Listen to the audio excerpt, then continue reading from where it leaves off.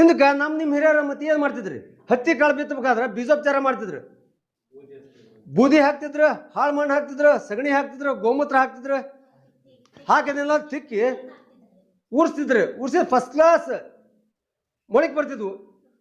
ಯಾವುದೇ ರೋಗಾದಿಗಳು ಕಡಿಮೆ ಆಗ್ತಿದ್ವು. 200 litre barrel 47ರಿಂದ 50 kg ಕಟ್ಟಿಗೆ ಹಿಡಿತೈತಿ.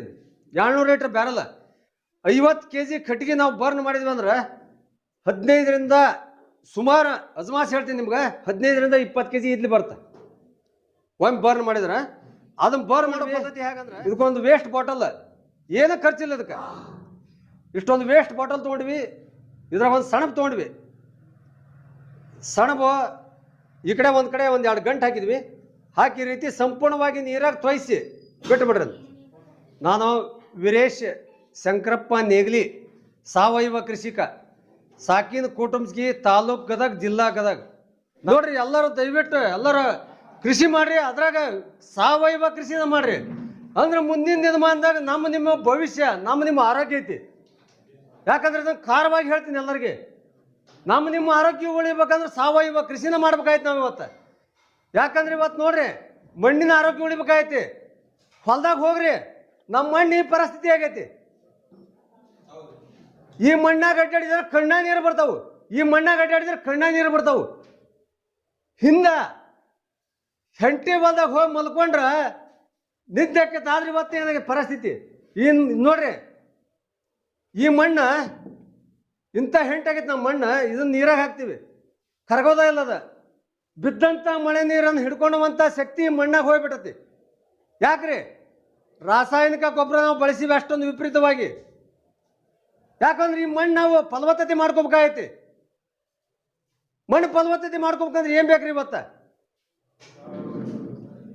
ಅಕ್ಷಾಳ ಇರ್ತಾನ, ಅಕ್ಷಾಳ್ರ ಬಂಗಾರ ಕೊಟ್ಟಷ್ಟು ಆಭರಣ ಮಾಡ್ತಾನ. ಆದ್ರೆ ನಾವು ಮಣ್ಣು ಫಲವತ್ತತೆ ಮಾಡ್ಕೋಬೇಕು. ಮಣ್ಣು ಫಲವತ್ತತೆ ಮಾಡ್ಕೋಬೇಕಂದ್ರೆ ಏನ್ ಬೇಕು? ಸಗಣಿ ಬೇಕ್ರಿ. ಮುಖ್ಯವಾಗಿ ಸಗಣಿ ಬೇಕು. ಸಗಣಿ ಬೇಕಂದ್ರೆ ಏನ್ ಬೇಕ್ರಿ? ಮನೆ ಒಳಗೆ ದನ ಕರುಗಳು ಬೇಕು. ನಾವೆಲ್ಲರೂ ದನ ಕರುಗಳು ಕಟ್ಟಾಕೊಲ್ವಿ. ಕಟ್ಲಿಂದ್ರೆ ನಮ್ಮ ಮಣ್ಣು ಹ್ಯಾಕೆ ಫಲವತ್ತತೆ ಆಗತ್ರಿ?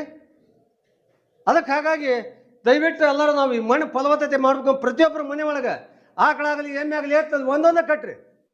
ಅದರಿಂದ ಬಂದಂಥ ಅಲ್ಪ ಪ್ರಮಾಣ ಸಗಣಿ, ಆ ಸಗಣಿ ಒಂದು ನಾವು ನೇರವಾಗಿ ತಿಪ್ಪಿಗೆ ಹಾಕಿದ್ರೆ ಏನಾಗುತ್ತೆ? ಈ ಥರ ಕುಳ್ಳಾಗತ್ತದ, ಬಿಸಿಲು ಗಾಳಿ ಕುಳ್ಳಾಗತ್ತ. ಇದನ್ನು ಒಂದು ನಾವು ಹೊಲಕ್ಕೆ ಹಾಕಿವ ಮಣ್ಣಿನ ಜೊತೆ ಮಿಕ್ಸ್ ಆಗೋದಿಲ್ಲ. ಅದು ಇದನ್ನ ಏನು ಮಾಡೋದು? ನಾವು ಪುಟ್ಟಿ ಒಳಗೆ ಹಾಕ್ತೀವಿ. ಹಾಕಿ ಸಗಣಿ ರಾಡಿ ಮಾಡ್ರಿ. ತಿಪ್ಪೆ ಒಳಗೆ ಕೃಷಿ ತ್ಯಾಜ್ಯ ಇರುತ್ತೆ, ಅದ್ರ ಮೇಲೆ ತೆಳಗೆ ಹಾಕಿಬಿಡ್ರಿ. ಚೆನ್ನಾಗಿ ಕಳಿತೈತಿ. ಕಳೆದ ಪೌಡ್ರ್ ಆಗುತ್ತೆ, ಚಾ ಪುಡಿ ಟೈಪ್ ಪೌಡ್ರ್ ಆಗುತ್ತೆ. ಅದಕ್ಕೆ ಏನು ಮಾಡ್ರಿ? ಜೀವಾಮೃತ ಇವನ್ನೆಲ್ಲ ದ್ವಿದಳ ಧಾನ್ಯ ಹಿಟ್ಟು ಇಂಥವೆಲ್ಲ ಮಿಕ್ಸ್ ಮಾಡಿ ಏನು ಫಲವತ್ತ ಮಾಡ್ರಿ ಅದನ್ನ. ಯಾಕಂದ್ರೆ ಮತ್ತೆ ಹಿಂದಕ್ಕೆ ಏನಾಕಿತ್ತು? ಮನೆ ಒಳಗೆ 10-15 ದನ ಇರ್ತಿದ್ವು, ಸಾಕಷ್ಟು ಸಗಣಿ ಗೊಬ್ಬರ ಇರ್ತಿತ್ತು. ಅದನ್ನೆಲ್ಲ ಹೊಲಕ್ಕೆ ಉಪಯೋಗ ಮಾಡ್ತಿದ್ವಿ, ಮಣ್ಣು ಫಲವತ್ತ ಇರ್ತಿತ್ತು. ಆದ್ರೆ ಇವತ್ತು ಏನಾಗೈತಿ? ಅಲ್ಪ ಪ್ರಮಾಣ ಸಗಣಿ ಐತಿ. ನಾವು ಅದನ್ನ ಏನು ಮಾಡೋಪ್ಪ? ಒಂದು ಆಕಳದ ಏನು ಸಗಣಿ ಗೊಬ್ಬರ ನಾವು ಫಲವತ್ತತೆ ಮಾಡಿದ್ವಿ ಅಂದ್ರೆ ಒಂದು 5ರಿಂದ 10 ಎಕರೆ ಹೊಲಕ್ಕೆ ನಾವು ಉಪಯೋಗ ಮಾಡ್ಕೋಬೋದು. ಏನಪ್ಪ? ಅದನ್ನ ಒಂದು ಸಾವಯವ ಪದ್ಧತಿಗಳನ್ನ ನಾವು ಮಾಡ್ಕೋಬೇಕಾಯ್ತು ಇವತ್ತು. ಅದಕ್ಕೆ ಹಾಗಾಗಿ ಇಂಥವೆಲ್ಲ ಮಾಡ್ಕೊಂಡ್ವಿ ಅಂದ್ರೆ ಏನಪ್ಪ? ನಮ್ಮ ಮಣ್ಣು ಫಲವತ್ತತೆ ಮಾಡ್ಕೊಂಡು ಸಾಧ್ಯ ಆಗುತ್ತೆ. ಅದ್ರ ಜೊತೆಗೆ ನೋಡ್ರಿ, ಗೋಮೂತ್ರ ನೋಡ್ರಿ, ಇವತ್ತ ಹಿಡ್ರಿ ಗೋಮೂತ್ರ ಹೀಗಿರ್ತ. ಇದೇ ಗೋಮೂತ್ರನ ನೀವು 1 ವರ್ಷ ಆಗಲಿ, 6 ತಿಂಗಳಾಗಲಿ, 1 ವರ್ಷ 2 ವರ್ಷ ಹೀಗಿಡ್ರಿ, ತನ್ನ ಬಣ್ಣ ಬದಲಾಯಿಸ್ಕೊಳುತ್ತದ. ಬಣ್ಣ ಬದಲಾಯಿಸ್ಕೊಂಡತ್ತೆ. ಅದ್ರಾಗ ಏನೋ ಒಂದು ಕ್ರಿಯೆ ನಡೆದಿರ್ತಲ್ಲಿ, ಸಾಕಷ್ಟು ಫಲವತ್ತಾಗಿರುತ್ತೆ. ಇವನ್ನ ಏನು ಮಾಡ್ರಿ? ಬೀಜ ಬಿತ್ತನೆ ಮಾಡ್ತೀರಿ, ಬೀಜಕ್ಕೆ ಬೀಜೋಪಚಾರ ಮಾಡಿ. ಬೀಜೋಪಚಾರ ಮಾಡೋದ್ರಿಂದ ಏನಾಗುತ್ತೆ? ಮೊಳಕೆ ಪ್ರಮಾಣ ಜಾಸ್ತಿ ಆಗುತ್ತೆ. ಬೇರೆ ಸದೃಢವಾಗಿ ಭೂಮಿ ಒಳಗೆ ಬಿಡ್ತಾವು. ಬಿಡೋದ್ರಿಂದ ಏನಾಗುತ್ತೆ? ನಮ್ಮ ಬೆಳೆ ಸದೃಢವಾಗಿ ನಿಲ್ಲುತ್ತ. ಯಾವುದೇ ರೋಗ ಬಂದ್ರೆ ತಡ್ಕೊಳ್ಳುವಂಥ ಒಂದು ಶಕ್ತಿ ನಮ್ಮ ಬೆಳೆಗೆ ಬರುತ್ತೆ. ಇದನ್ನ ಏನು ಮಾಡ್ರಿ? ಇದು ಸಾಕಷ್ಟು ಫಲವತ್ತಾಗಿರುತ್ತೆ. ಇದನ್ನ ಪಂಪ್ ಇರ್ತಾವಲ್ಲ, ಪಂಪ್ನಾಗ ಹಾಕ್ರಿ. ಒಂದು 100 ml ಆಗಲಿ 200 ml ಹಾಕಿ ಬೆಳೆಗೆ ಸಿಂಪಡಣೆ ಮಾಡ್ರಿ. ಸಿಂಪಡಣೆ ಮಾಡಿದ್ರೆ ಬೆಳೆ ಏನಾಗೋದು? ಸದೃಢವಾಗಿ ಬೆಳಿತಾವು. ಅದಕ್ಕೆ ಹಾಗಾಗಿ ಅದ್ರ ಜೊತೆಗೆ ನೋಡ್ರಿ, ಈಗ ದೇಸಿ ಆಕಳ ಸಗಣಿ ಯಾಕೆ ಫಲವತ್ತಾಗಿರ್ತಂದ್ರೆ ನೋಡ್ರಿ, ಎಲ್ಲ ಯಾರು ಅಬ್ಸರ್ವ್ ಮಾಡಿರ್ಬೋದು. ಯಾಕಂದ್ರೆ ಸಾಕಷ್ಟು ಅನುಭವಿಗಳಿದ್ರಿ.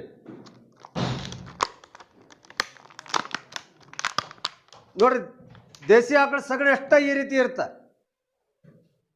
ಹೌದಲ್ರಿ ಅಣ್ಣರ? ಜರ್ಸಿ ಆಕಳ ಸಗಣಿ ನೋಡ್ರಿ ನೀವು, ಈ ರೀತಿ ಹಾಕಕ್ಕೆ ಸಾಧ್ಯನೇ ಇಲ್ಲ. ಇದು ಯಾರಿಗೆ ಡಿಸೈನ್ ಮಾಡೋಕ್ಕಾಗತ್ತೆ ಹೇಳ್ರಿ ಇದು? ಆದ್ರೆ ಇನ್ನೊಂದ್ರಿ, ಇದ್ರ ಮ್ಯಾಗ ಇನ್ನೊಂದು ಏನು ವಿಶೇಷ ಅಂದ್ರೆ, ಇದ್ರ ಮ್ಯಾಗ ಒಂದು ಬಿಳೆ ಪದ್ರ ಬಂದಿರುತ್ತೆ ನೋಡ್ರಿ, ಲೋಳೆ ಥರ ಮ್ಯೂಕಸ್. ಮ್ಯೂಕಸ್ ಅಂತಾರ ಅದು. ಆ ಮ್ಯೂಕಸ್ ಇತ್ತಂದ್ರೆ ಸಾಕಷ್ಟು ಫಲವತ್ತಾಗಿರ್ತದೆ ಸಗಣಿ, ಸಾಕಷ್ಟು ಸೂಕ್ಷ್ಮಾಣು ಜೀವಿಗಳಿರ್ತಾವೆ ನೋಡ್ರಿ. ಈಗ ಜರ್ಸಿ ಆಕಳ ಸಗಣಿ ಫಲವತ್ತೆ ಹಾಕಿರೋಲ್ಲ, ಅದು ಏನಾಗತ್ತೆ, ನಾವು ಕೊಟ್ಟಂತ ಆಹಾರ ಆಗಲಿ ಫುಡ್ ಆಗಲಿ ಅದು ಹಾಲಿನ ಮುಖಾಂತರ ಕೊಟ್ಟು ಬಿಡ್ತದೆ. ಹಾಗಾಗಿ ಆ ಸಗಣಿ ಫಲವತ್ತತೆ ಇರೋಲ್ಲ ನೋಡ್ರಿ. ಜವಾರಿ ಆಕಳ ಏನ ತಿನ್ನಿಸ್ರಿ ನೀವು, ಎಷ್ಟೋ ಫುಡ್ ಹಾಕ್ರಿ, ಜಾಸ್ತಿ ಯಾವ್ದಾರ ಹಾಲು ಕೊಡ್ತಾನ್ರಿ ಅದ? 1 ಲೀಟರ್ಗಿಂತ ಜಾಸ್ತಿ ಹಾಲ ಕೊಡೋಲ್ಲ ಅದು. ಅದಕ್ಕೆ ಹಾಗಾಗಿ ಏನೋ ಸಗಣಿ ಸಾಕಷ್ಟು ಫಲವತ್ತತೆ ಆಗಿರುತ್ತೆ. ಇಂಥ ಸಗಣಿ ನಾವು ಒಂದು ಸಾವಯವ ಪದ್ಧತಿ ಒಳಗೆ ಗೊಬ್ಬರ ತಯಾರು ಮಾಡ್ಕೊಂಡು ನಾವು ಮಾಡಿದ್ವಿ ಅಂದ್ರೆ ನಮ್ಮ ಮಣ್ಣು ಆಟೋಮೆಟಿಕ್ ಆಗಿ ಫಲವತ್ತತೆ ಆಗುತ್ತೆ. ಅದ್ರ ಜೊತೆಗೆ ನೋಡ್ರಿ, ನಾವು ಎರೆಹುಳದ ಗೊಬ್ಬರ ಮಾಡ್ತೀವ್ರಿ, ಎರೆಹುಳದ ಗೊಬ್ಬರ ಮಾಡಿ ತಯಾರು ಮಾಡ್ಕೊತೀವಿ. ಅದ್ರ ಜೊತೆಗೆ ಎರೆಹುಳ ಇರ್ತಾವೆ. ಆ ಎರೆಹುಳ ತೊಗೊಂಡು ಈ ಒಂದು ಪದ್ಧತಿ ಒಳಗೆ ಎರೆಜಲ ತಯಾರು ಮಾಡ್ಕೊಬಂದು ನಾವು ನೋಡ್ರಿ. ಕೆಳಗೆ ಒಂದು 200 ಲೀಟ್ರ್ ಬ್ಯಾರಲ್ ತೋರಿ, ಕೆಳಗೆ 1 ಲೇಯರ್ ಕಡಿ ಹಾಕ್ರಿ, 1 ಲೇಯರ್ ಶೇಂಗಾ ಸಿಪ್ಪಿ ಹಾಕ್ರಿ, 1 ಲೇಯರ್ ತೆಂಗಿನ ಸೊಪ್ಪು ತೆಂಗಿನ ಸಿಪ್ಪಿ ಹಾಕ್ರಿ, ಅದ್ರ ಮ್ಯಾಗ ಪಾಟ್ ಹಾಕ್ರಿ, ಪ್ಲಾಸ್ಟಿಕ್ ಚೀಲದ್ದಲ್ಲ ಸಣ್ಣಮಿನ ಪಾಟ್ ಹಾಕಿ ಅದ್ರ ಮ್ಯಾಗ ಗೊಬ್ಬರ ಹಾಕಿಬಿಡ್ರಿ. ಗದ ಜೀವಾಮೃತ ಗೊಬ್ಬರ ತಯಾರು ಮಾಡಿರ್ತೀರಿ ನೀವು, ಆ ಗೊಬ್ಬರ ಹಾಕಿಬಿಡ್ರಿ. ಮೇಲೆ ಹಾಕಿ 1 ವಾರ ಬಿಡ್ರಿ, 1 ವಾರ ಬರೀ ನೀರು ಹೊಡ್ಕೊಂತ ಹೋಗ್ರಿ. ಅದ್ರಾಗ ಏನಾಗುತ್ತೆ, ಇರ್ತಕ್ಕಂಥ ಮಿಥೇನ್ ಎಲ್ಲ ಹೊರಗೆ ಹೋಗುತ್ತೆ. ಅವಾಗ ಹುಳ ಬಿಡ್ರಿ, ಹುಳ ಬಿಟ್ಟು ಅದಕ್ಕೆ ಎಷ್ಟು ಅವಶ್ಯಕತೆ ಐತೆ ದಿನ ಅಷ್ಟೇ ನೀರು ಹಾಕ್ರಿ. ಹಾಕಿದ್ರೆ ಅಂದ್ರೆ ಏನಾಗುತ್ತೆ, ಎರೆಜಲ ಆಟೋಮೆಟಿಕ್ ಆಗಿ ಬರುತ್ತೆ. ಅದ್ರ ಜೊತೆಗೆ ನೋಡ್ರಿ, ಈಗ ನಾವೇನು ಮಾಡಕತ್ತೀವಿ ಅಂದ್ರೆ ಬೆಳೆ ಪದ್ಧತಿ ನಾವು ತಪ್ಪಿಸ್ಬಿಟ್ಟಿವಿ. ಈಗ ಹೊಲದಾಗ ಬಿತ್ತನೆ ಮಾಡ್ತೀವಿ ಪ್ರತಿ ವರ್ಷ ಒಂದು ಯಾವ ಬೆಳೆ ಹಾಕ್ತೀವಿ, ವರ್ಷ ಅದೇ ಬೆಳೆ ಹಾಕ್ತೀವಿ. ಅದೇ ಬೆಳೆ ಹಾಕೋದ್ರಿಂದ ಏನಾಗುತ್ತೆ, ಮಣ್ಣು ತನ್ನ ಫಲವತ್ತತೆ ಕಳ್ಕೊಳುತ್ತೆ, ಸಾಕಷ್ಟು ರೋಗಾದಿಗಳು ಜಾಸ್ತಿ ಹಾಕವು ಅದಕ್ಕೆ ಹಾಗಾಗಿ ನೋಡ್ರಿ, ಹಿಂದಕ್ಕೆ ಹಿರಿಯರ ಈ ವರ್ಷ ಹೊಲಕ್ಕೆ ಒಂದು ಶೇಂಗಾ ಹಾಕ್ಯಾರಂದ್ರೆ ಮುಂದಿನ ಸಲ ಮತ್ತೆ ಬೇರೆ ಬೆಳೆ ಮಾಡ್ತಿದ್ರು, ಕಡ್ಲೆ ಹಾಕ್ಯಾರಂದ್ರೆ ಆ ಹೊಲಕ್ಕೆ ಬೇರೆ ಬೆಳೆ ಮಾಡ್ತಿದ್ರು. ಬೆಳೆ ಪರಿವರ್ತನೆ ಮಾಡೋದ್ರಿಂದ ಏನಾಗತ್ತೆ ರೀ, ಮಣ್ಣು ಫಲವತ್ತತೆ ಆಗುತ್ತೆ, ಇಳುವರಿ ಜಾಸ್ತಿ ಆಗುತ್ತೆ. ಈಗ ನೋಡ್ರಿ, ನೀವು ಅಬ್ಸರ್ವ್ ಮಾಡ್ರಿ, ಶೇಂಗಾ ಹಾಕಿರ್ತೀವಿ. ಈಗ ಶೇಂಗಾ ಹಾಕಿದಾಗ ಶೇಂಗಾದ ಬೇರೆನಾಗ ನೋಡ್ರಿ, ಕೆಳಗೆ ಸಣ್ಣ ಸಣ್ಣ ಗಂಟಿರ್ತಾವೆ, ನೈಟ್ರೋಜನ್ ಫಿಕ್ಸೇಷನ್ ಅವೆಲ್ಲ ಜಾಸ್ತಿ ಇರ್ತಾವೆ. ಅಂಥ ಬೆಳೆ ಪರಿವರ್ತನೆ ಮಾಡೋದ್ರಿಂದ ಏನಾಗುತ್ತಾ, ಭೂಮಿಯಲ್ಲಿ ಇರ್ತಕ್ಕಂಥ ಏನಪ್ಪ ಶಕ್ತಿಯನ್ನು ತೊಗೊಂಡು ಹೋದಿವು, ಇವೆಲ್ಲ ಮತ್ತು ಭೂಮಿ ಮಣ್ಣು ಫಲವತ್ತತೆ ಮಾಡ್ತಾವು. ಶೇಂಗಾ ಬೆಳೆ ಆಯ್ತು, ಅಲಸಂದೆ ಆಯ್ತು, ಕಡ್ಲೆ ಆಯ್ತು, ಈರುಳ್ಳಿ ಆಯ್ತು. ಯಾಕೆ ನಾವು ಬೆಳೆ ಪರಿವರ್ತನೆ ಮಾಡ್ಬೋದು, ಅತಿ ಸರಳವಾಗೈತಿ. ನಾವೇನು ಮಾಡ್ತೀವಿ, ಹೆಸರು ಹಾಕಿದ್ವಿ, ಹೆಸರು ಹಾಕಿಬಿಡ್ತೀವಿ. ಹೀಗಾಗಿ ಏನಾಗುತ್ತೆ, ಖರ್ಚು ಜಾಸ್ತಿ ಆಗುತ್ತಾ, ಇಳುವರಿ ಕಡಿಮೆ ಆಗುತ್ತಾ. ನಾವು ಬರ್ತಕ್ಕಂಥ ಇಳುವರಿಯಲ್ಲಿ ಅರ್ಧ ನಾವು ಅಲ್ಲೇ ಏನಪ್ಪ ಖರ್ಚು ಮಾಡ್ಬೇಕಾಗತ್ತ. ಅದಕ್ಕೆ ಹಾಗಾಗಿ ಅತಿ ಸರಳವಾಗಿ ಅದವು. ನಾನೇನು ದೊಡ್ಡ ಶಾಣೆ ಅಲ್ಲ, ನಾನು ನಿಮ್ಮಂಗೆ ಅತಿ ಸಾಧಾರಣ ರೈತ. ನಮ್ಮ ಊರೊಳಗೆ ನನಗಿಂತ ಸಣ್ಣ ರೈತರು ಯಾರೂ ಇಲ್ಲ. ಆದರೆ ಏನಪ್ಪ, ಒಂದು ಪದ್ಧತಿ, ಇಲ್ಲೆಲ್ಲ ಹಿರಿಯ ರೈತರು ಬಂದಿರ್ತಾರೆ, ಅಂತರ ಅನುಭವ ತೊಗೊಂಡೋಗಿ ನಾವು ಒಂದು ಪ್ರಾಕ್ಟಿಕಲ್ ಆಗಿ ಮಾಡ್ತೀವಿ. ಅದನ್ನೇ 4 ಮಂದಿ ರೈತರಿಗೆ ಹಂಚೋದು ಅದನ್ನ. ಅದಕ್ಕೆ ಹಾಗಾಗಿ ಇಂಥವೆಲ್ಲ ಬೆಳೆ ಪರಿವರ್ತನೆ ಮಾಡ್ಕೊಂಡ್ವಿ ಅಂದ್ರೆ ನಾವು ಕಡಿಮೆ ಖರ್ಚಿನಲ್ಲಿ ಹೆಚ್ಚು ಇಳುವರಿ ತಗೊಳಕ್ಕೆ ಸಾಧ್ಯತೆ ಆಗುತ್ತೆ. ಅದ್ರ ಜೊತೆಗೆ ನೋಡ್ರಿ, ಒಲಿ ಬೂದಿ. ಈ ಒಲಿ ಬೂದಿ ಏನು ಮಾಡ್ತೀವಿ ನಾವು, ಮನೆ ಒಳಗೆ ಒಲಿ ಇತ್ತು, ಒಲಿಯನ್ನು ಬೂದಿ ತೆಗಿತೀವಿ. ತಿಪ್ಪಿತ್ತು, ತಿಪ್ಪಿಗೆ ಹಾಕ್ತೀವಿ. ತಿಪ್ಪಿರ್ಲಾರ್ದವ್ರು ಏನು ಮಾಡ್ತೀವಿ, ಮುನ್ಸಿಪಾಲ್ಟಿ ಜಾಗ ಇರ್ತಾ ಅಲ್ಲಿ ಚೆಲ್ಲಿ ಬಿಡ್ತೀವಿ, ಹಾಕಿಬಿಡ್ತೀವಿ. ಹಿಂದಕ್ಕೆ ನಿಮ್ಮ ಹಿರಿಯರ ಮತ್ತೆ ಏನು ಮಾಡ್ತಿದ್ರಿ, ಹತ್ತಿ ಕಾಳು ಬಿತ್ತಬೇಕಾದ್ರೆ ಬೀಜೋಪಚಾರ ಮಾಡ್ತಿದ್ರು, ಬೂದಿ ಹಾಕ್ತಿದ್ರು, ಹಾಳು ಮಣ್ಣು ಹಾಕ್ತಿದ್ರು, ಸಗಣಿ ಹಾಕ್ತಿದ್ರು, ಗೋಮೂತ್ರ ಹಾಕ್ತಿದ್ರು. ಹಾಕಿದೆಲ್ಲ ತಿಕ್ಕಿ ಉರ್ಸ್ತಿದ್ರು. ಉರ್ಸಿದ ಫಸ್ಟ್ ಕ್ಲಾಸ್ ಮೊಳಕೆ ಬರ್ತಿದ್ವು, ಯಾವುದೇ ರೋಗಾದಿಗಳು ಕಡಿಮೆ ಆಗ್ತಿದ್ವು. ಆದ್ರೆ ನಾವು ಇವತ್ತು ಏನು ಮಾಡಿವಿ, ಅವ್ನು ಬಿಟ್ಟುಬಿಟ್ಟಿವಿ.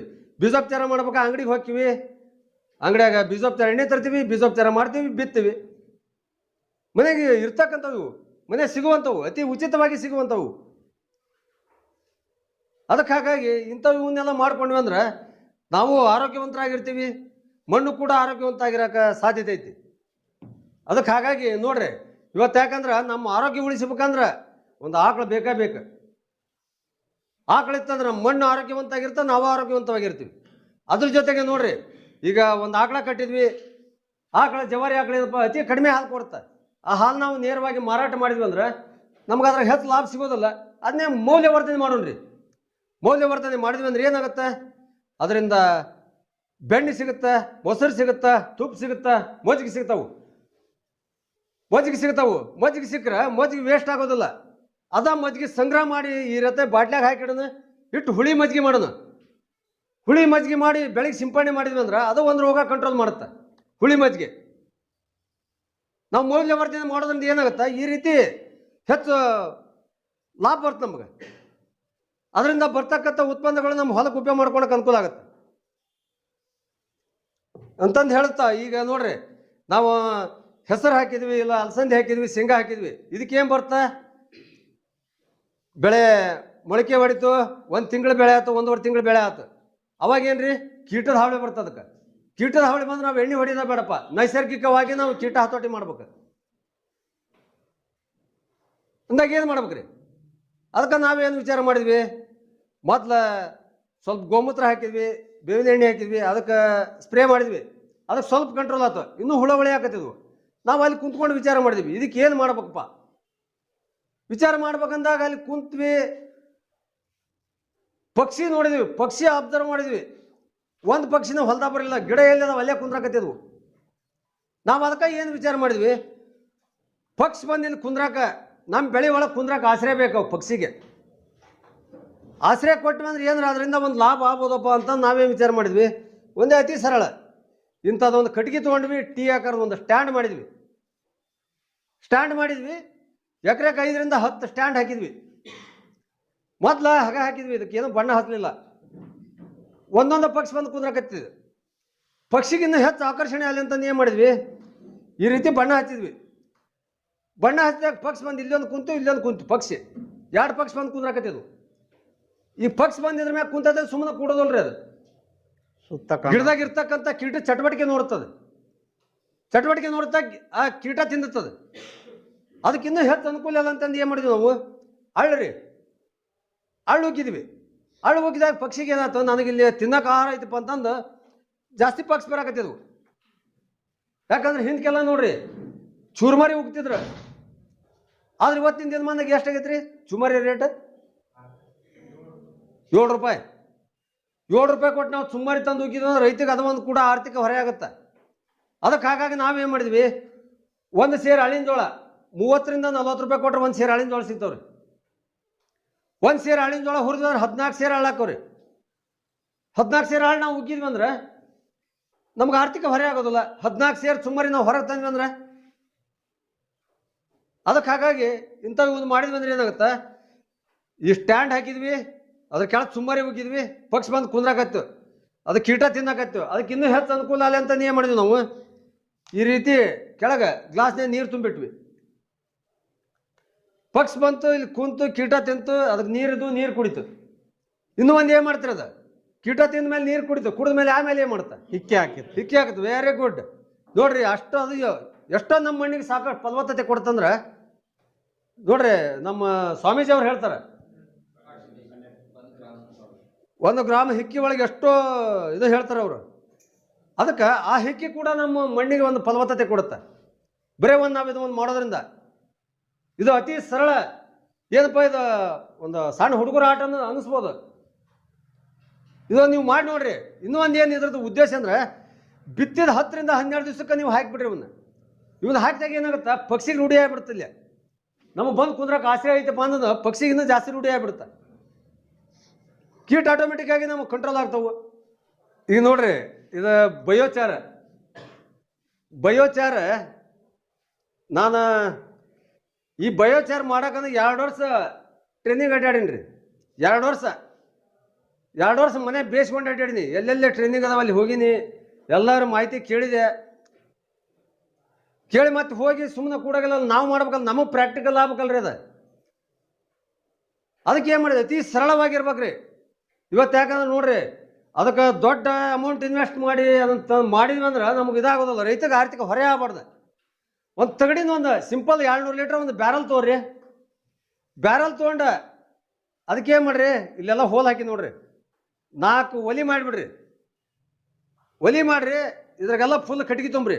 ಒಂದು 200 ಲೀಟ್ರ್ ಬ್ಯಾರಲ್ 47ರಿಂದ 50 ಕೆಜಿ ಕಟ್ಟಿಗೆ ಹಿಡಿತೈತಿ.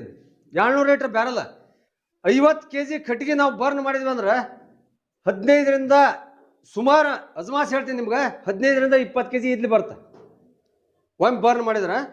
ಅದನ್ನ ಬರ್ನ್ ಮಾಡೋ ಪದ್ಧತಿ ಹೇಗಂದ್ರೆ, ಈಗ ನೋಡ್ರಿ ಇದ್ರಾಗೆಲ್ಲ ಕಟ್ಟಿಗೆ ತುಂಬಿದ್ವಿ, ಅದ್ರ ಮೇಲೆ ಒಂದು ಕ್ಯಾಪ್ ಹಾಕ್ತೀವಿ.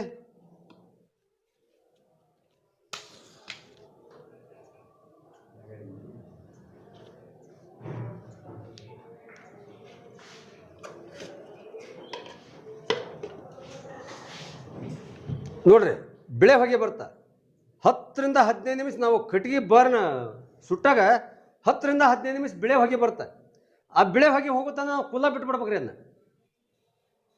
ಆ ಬಿಳೆ ಹೊಗೆ ಹೋದ್ಮೇಲೆ ಏನು ಮಾಡ್ಬೇಕು, ಇದನ್ನ ತೆಗೆದ್ಬಿಡ್ಬೇಕ್ರಿ. ತೆಗೆದು ಇದಕ್ಕೊಂದು ಕ್ಯಾಪ್ ಮಾಡಿಸಿರ್ತೀವಿ, ಆ ಕ್ಯಾಪ್ ಮುಚ್ಬೇಕು. ಈ ಕಡೆ ಇವು ಏನದಾವ ಇಲ್ಲಿ ಡೋರ್, ಇವನ್ನ ಬಂದ್ ಮಾಡಿಬಿಡ್ಬೇಕು. ಆಮ್ಲಜನಕ ಇರ್ಲಾರ್ದ 24 ತಾಸು ಸುಡ್ಬೇಕ್ರಿ. ಅದು ಸುಟ್ಟಾಗ ಏನಾಗುತ್ತೆ, ಇಲ್ಲ ಐತಿ ನೋಡ್ರಿ, ನೋಡ್ರಿ ಹೌದಾ, ಇದ್ಲಿ ಆತ್ ನೋಡ್ರಿ, ಹೌದಾ ಹೌದ್ರಿ. ಆಮ್ಲಜನಕ ಇರ್ಲಾರ್ದ ಸುಟ್ವಿ ಅಂದ್ರೆ ಈ ರೀತಿ ಆಗುತ್ತೆ. ನಾವು ಅದೇ ಆಮ್ಲಜನಕ ಬಿಟ್ವಿ ಅಂದ್ರೆ ಏನಾಗುತ್ತೆ, ಬೂದಿ ಆಗುತ್ತೆ, ಅದು ಕ್ವಾಲಿಟಿ ಬರೋಲ್ಲ. ಅದಕ್ಕೆ ಹಾಗಾಗಿ ಈ ಒಂದು ಪದ್ಧತಿ ಒಳಗೆ ನಾವು ಮಾಡಿದ್ವಿ ಅಂದ್ರೆ ಒಳ್ಳೆ ಕ್ವಾಲಿಟಿ ಬರುತ್ತೆ. ನಾ ಈ ಸಲ ಮತ್ತು ನಮ್ಮ ಭಾಗದಾಗ ಮಳೆ ಭಾಳ ಕನಿಷ್ಠ, ಅತಿ ಕನಿಷ್ಠ ಮಳೆ ಒಳಗೆ 1.5 ಎಕರೆ ಹೆಸರು ಬೆಳೆಗೆ ಉಪಯೋಗ ಮಾಡಿದ್ದೀನಿ. ಆ ಮಳೆ ಆಗಿಲ್ಲ ಅನ್ನೋದು ಯಾವುದೋ ಅದಕ್ಕೆ ಪರಿಣಾಮನ ಆಗಿಲ್ಲ. ಅಷ್ಟು ಒಳ್ಳೆ ಚೆನ್ನಾಗಿ ಬೆಳೆ ಇದೆ. ಬೇಕಾ ಇನ್ನೂ ನಾವು ಕಟಾವು ಮಾಡಿಲ್ಲ, ಬಂದು ನೋಡ್ಬೋದು. ನಾಯೇನು ಇದನ್ನ ಯಾವ ತರ ಬಳಕೆ ಮಾಡೋದ್ರಿ?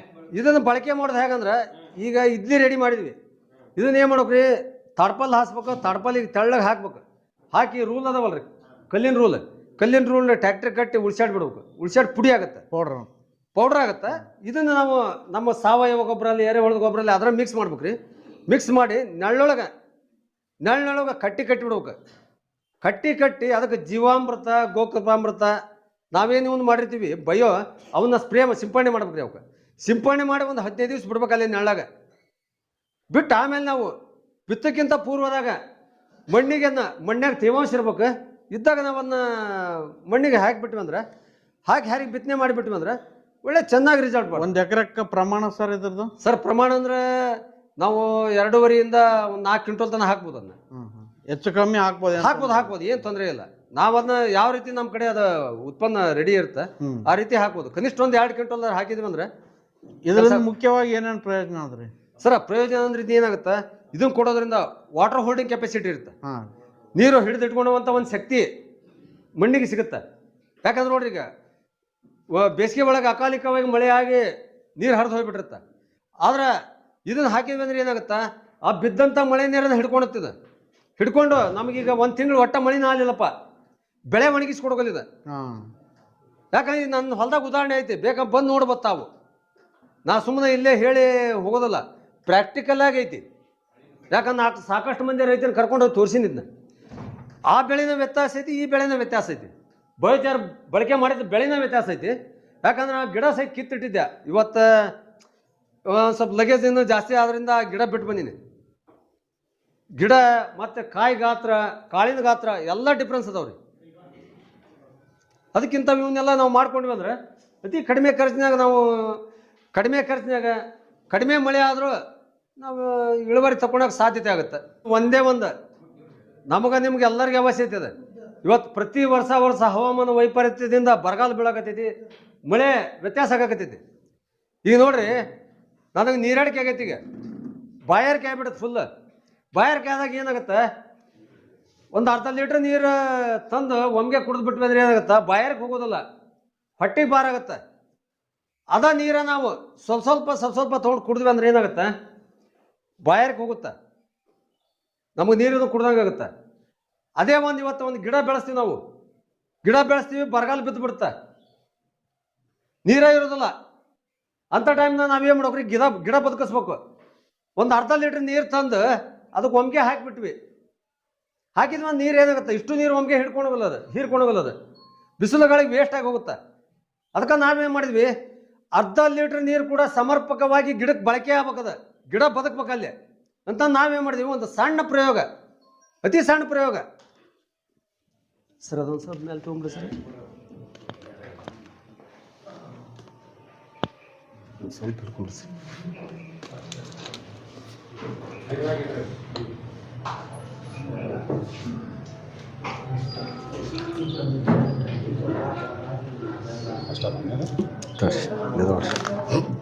ಇಲ್ಲಿ ಗಿಡದಾಗ ಗಿಡ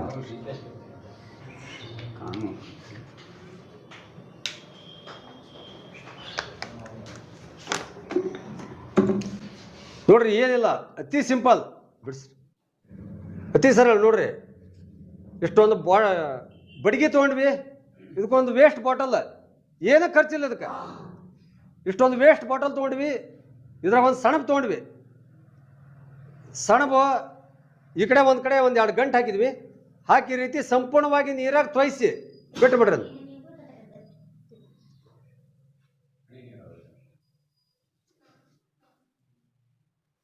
ಬಿಟ್ಟು ಬಿಡ್ರಿ, ಸಂಪೂರ್ಣವಾಗಿ ಬಾಟ್ಲಿ ಕೆಳಗೆ ನೀರು ಖಾಲಿ ಆಗುತ್ತಂದ್ರೆ ನೀರು ಲಿಫ್ಟ್ ಆಗುತ್ತೆ ರೀ.